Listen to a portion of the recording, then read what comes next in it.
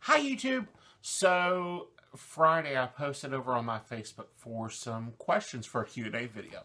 I think I might try to do this monthly, just to answer your questions and kind of share my own views of things. So here we go. The first one is, how do you get your spirit guides' names? Names are very different. Spirit guides don't really care. You can call them Fred if you want to. The point is to just begin talking with them.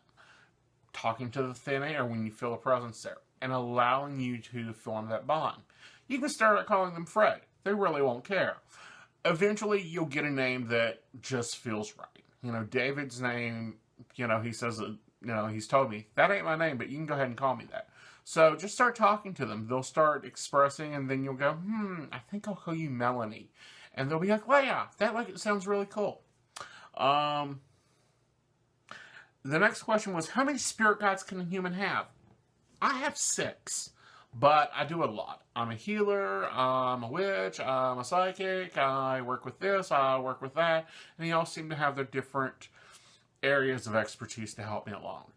I've seen people with 10, but I've seen people with 2. It really depends on what you've scheduled in your life to do for them to help you. Some believe that you only have 4.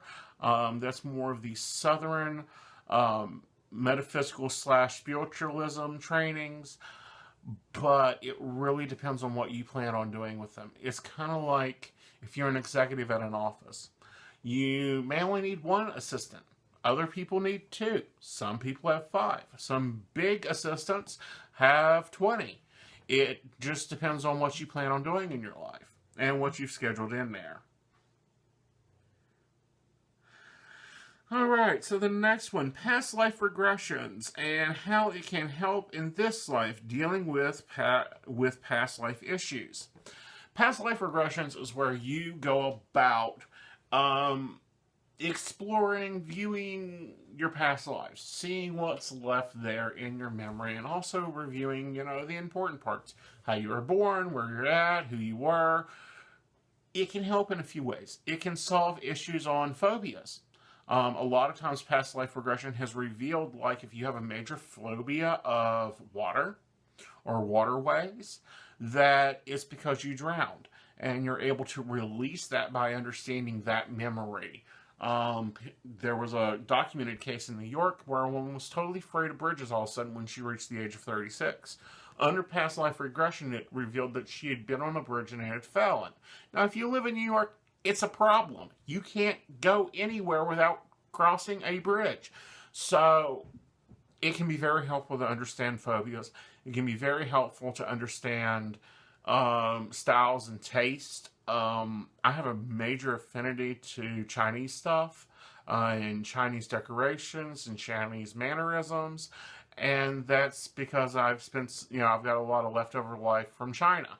But are they majorly necessary? One of those things I say you should do? No. Like anything spirituality-wise, find what works for you. Find a good person that can do past life regressions. My co-host Rain Love is certified in them, but you want to make sure that there is some certifications there, especially whenever dealing with someone putting you under hypnosis trance, which is what you would be doing in a past life regression. My next question is, at what age did I know that I had psychic abilities? It's reported back to me about age 3 that I was showing signs of psychic abilities, being the human caller ID, the human door knocker, that type of thing. I don't remember till about age 6. That's when I remember having my first spiritual psychic experience. So I'll probably talk about that at a later date on another video. It was very interesting, to say the least. Like most things in my spiritual life, it's been a real fun experience.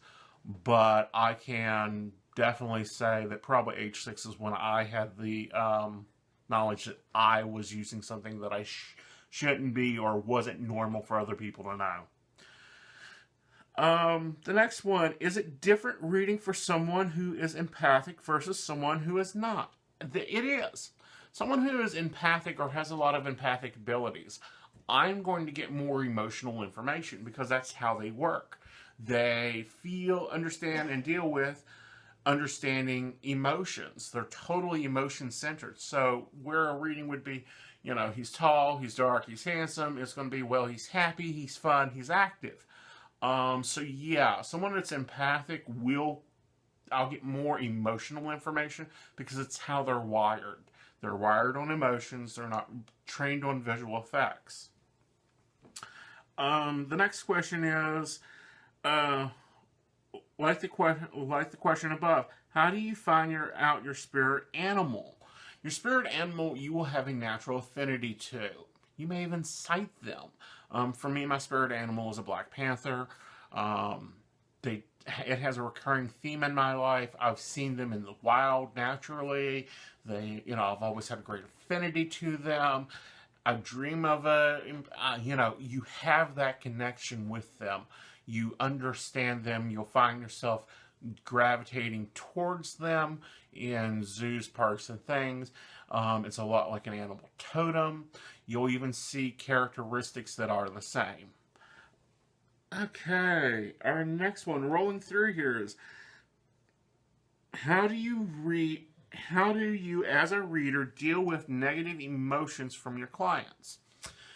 One is when they come in with negative emotions, then I've got to stop there and step aside them. It's literally like if we're walking and I'm walking beside you, but then you start coming over towards me, I'm going to step to the left and walk forward past you to get past that.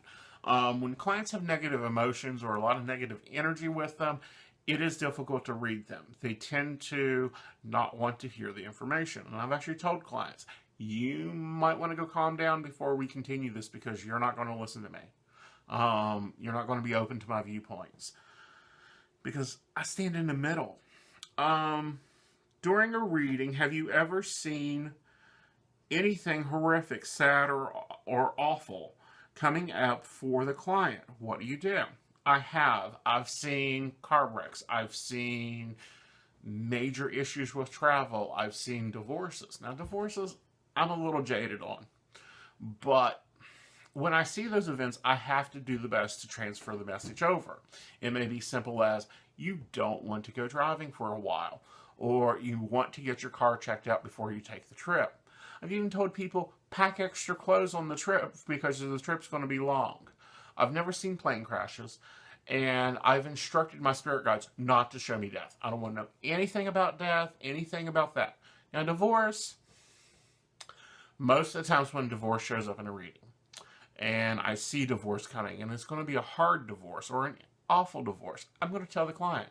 But I'll also pass on steps that they need to take to move past this, because we don't want them getting stopped in the middle of something. So yeah, that gets a little downward, upward sometimes, but I always tell you, I always give my clients what I see unbiasedly. I'm not going to only give you fluffy, happy stuff. That's just not me. Granted, I'm going to give you how to get through it, what to do with it, which direction to go. Okay. How do I deal with clients that have a lot of negativity, negative energy around them? That's why I tend to stay the observer. When I'm out of the picture, I'm not taking on that energy. Although I have noticed that when clients come to me and they're yelling and screaming and fighting and want to argue with me, I stop the reading. I can't continue on because they're not allowing me to be what I am, which is just the watcher. I've told people many times, I get to have the most interesting potato couch day of my life because I get to sit and watch your lives. So it's like watching sometimes soap operas and sometimes Jerry Springer. But I don't tend to take on that energy. That's a technique I learned a long time ago. Do not go into the reading, but to watch the reading. Kind of like you watching television. All right. How do you reinstate your gifts if you slammed a hard metal door on them? That's like blocking off part of yourself. So to begin reopening that, you've got to start practicing. You've got to use it. You're probably going to have to rely on tools. the tarot, the pendulum, the runes. There's hundreds of spiritual tools out there. Just don't use the Ouija board. It's a bad tool.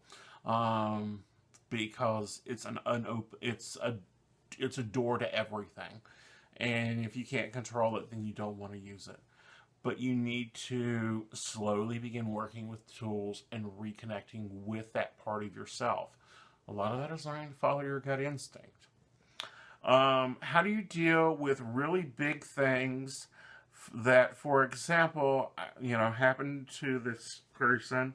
Had deceased people terrorizing and touching me, haunting me until I completely shut down my gift down.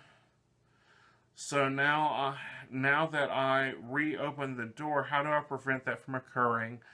Or if it does, how do I stop it? All right, here's the thing with mediumships, with any psychic ability. You are in control of it. Granted, some people can turn it off and turn it on like a switch. Some people can't until they get to that point of strength. With mediumship, it has to be a trained gift. It's one of those that is very tricky, very technical, very much something you have to have training around. It's not something I say, oh, just go pick up a deck of Call Grandma cards and go do it.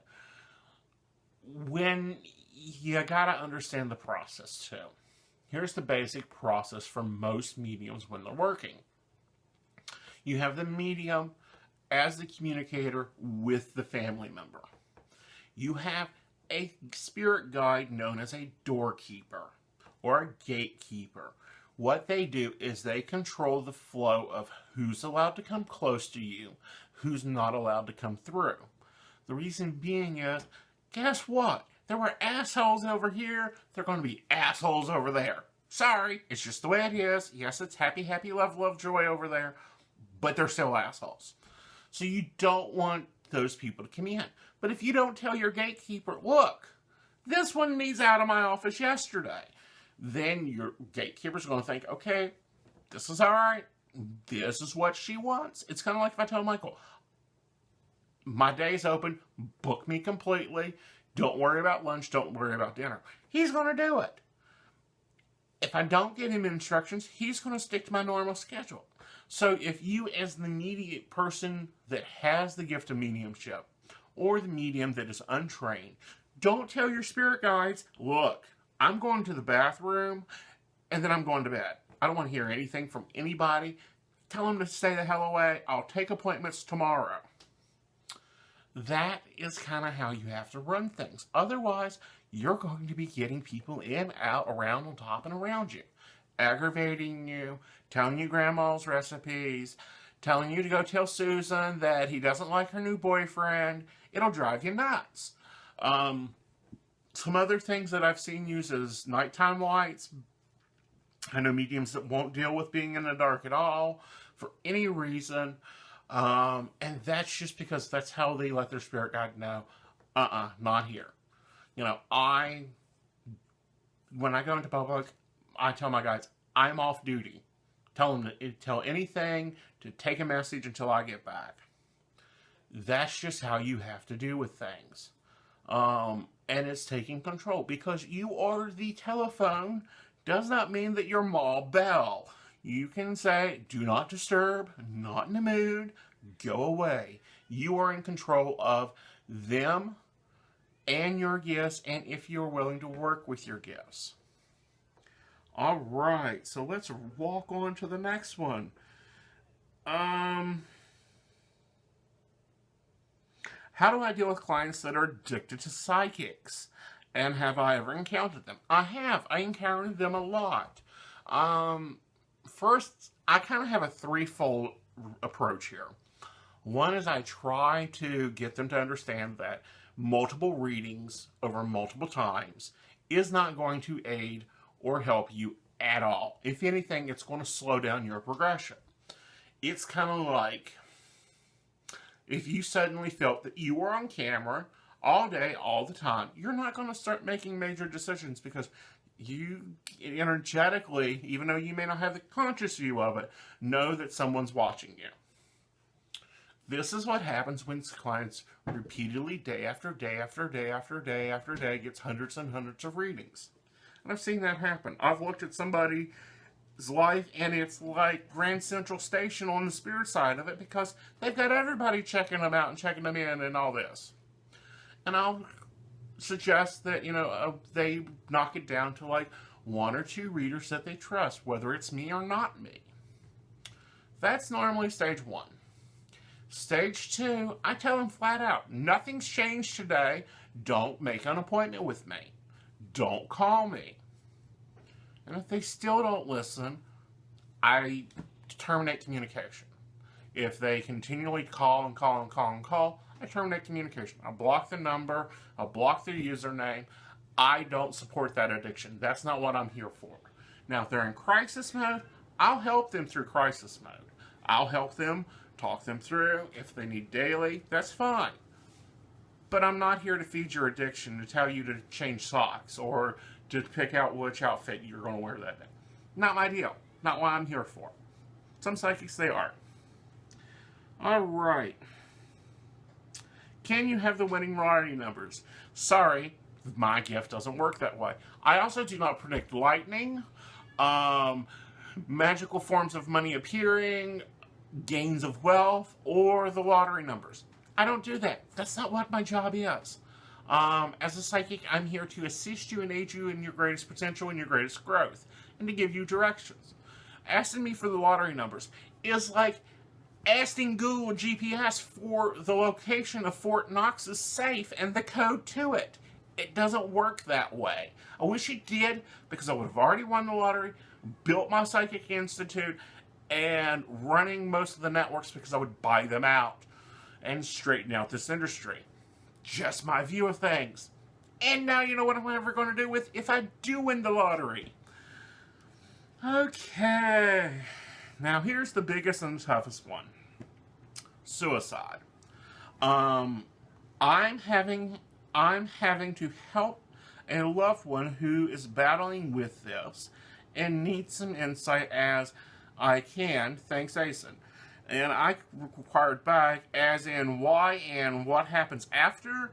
Yeah, but also trying to help the loved one find the will to stay in this life when they resolve to take their lives. Okay. Suicide in general is basically, and I hate to put it this way, you dropping out of school. We come into this life to learn and to experience. When we decide to take our own lives, whether by whatever means, you basically drop out.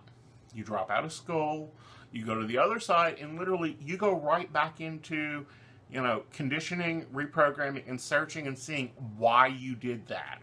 Why you made that choice, what the understanding is, and what the effects is.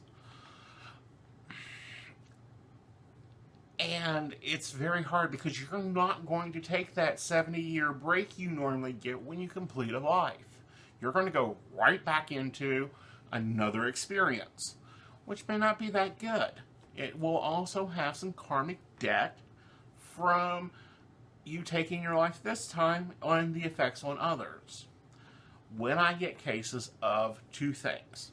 When I get cases of people wanting to commit suicide, I refer them out. I refer them to counseling. I refer them to emergency hotlines. I, by law, can't deal with that. Unfortunately, I just can't. I don't have the training. I'm not a psychologist. I'm a psychic. But I try to explain that they're missing out on what the next things in their life is going to be. Normally I see this in people probably 30 to 35 going through a midlife crisis, or teens emerging late. That's your 18 to 25-year-olds. Both those cycles, I see a lot of tendencies of wanting to leave. The main thing there is not to deal with the fear. The dogma around suicide is crazy. There is no hell. Sorry. The other side's the other side. It's literally 3 foot above you and to the left. It's not going to get you out of what you're going through. You're going to have to go through it again. It's like if you fail AP English because you drop out of school. You're still going to have to take AP English. So it doesn't help there. When dealing with trying to aid someone in seeing the reflex as if I'm leaving, I'm done with this, my suggestion is one of two. Either one, if you know that they're not going to go through with it, that like A, they do not have a plan, B, they do not have a time, C, they do not have the means to do so, then you call them on their bluff. And I've done that. I've called them on their bluff. Especially, and that's more in my personal life than anywhere else. I've called them on my bluff. If they, however, they have the means, they know how they're going to do it, they've got the plan, they got no reservations about it, that's when you have to insist on professional help. And that's when, unfortunately, you're going to have to involve some authorities. Dealing with families after the effect is very hard to do. Because I have a really hard line there because I sympathize with them. But at the same time, I have to help them rebuild their life and rebuild the things in their life that they had scheduled, but now isn't filled in because the other party isn't there. It's very difficult. I immediately suggest journaling and grief counseling. Journaling to get out the emotions, to work out the why, because the why is they just couldn't handle it anymore. The why is that they chickened out. The why is that they had a drug addiction problem. They have a mental illness. Those are all the whys. The whys aren't important. Now it's when. When are we going to do A, B, C, and D? And you have to rebuild them off the structure of honoring the life that was here, but at the same time balancing out that it's not the A plan to go to, which can be difficult. And again, I suggest you recommending them out. If you don't have that grief counseling training, recommending them out to a professional. So, this is the first round of, let me see if there's any more. Okay, no, this is just me. Okay, this is the first round of Q&A with Aeson. You can look for this probably monthly. I'll be posting over on my social media's Facebook page, looking for your questions. I may even post over on Twitter and see what pops up there. So, until next month, have fun, explore, get out there, enjoy. Good night, y'all.